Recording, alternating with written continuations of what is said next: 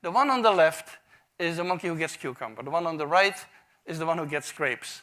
The one who gets cucumber, note that the first piece of cucumber is perfectly fine. The first piece she eats. Then she sees the other one getting grape, and you will see what happens. So she gives a rock to us, that's the task. And we give her a piece of cucumber, and she eats it. The other one needs to give a rock to us. And that's what she does. And she gets a grape. And she eats it. The other one sees that.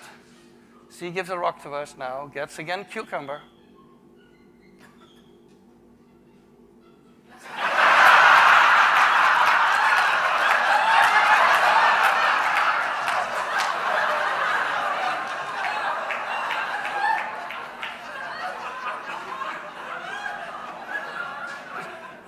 She tests the rock now against the wall. She needs to give it to us. And she gets cucumber again.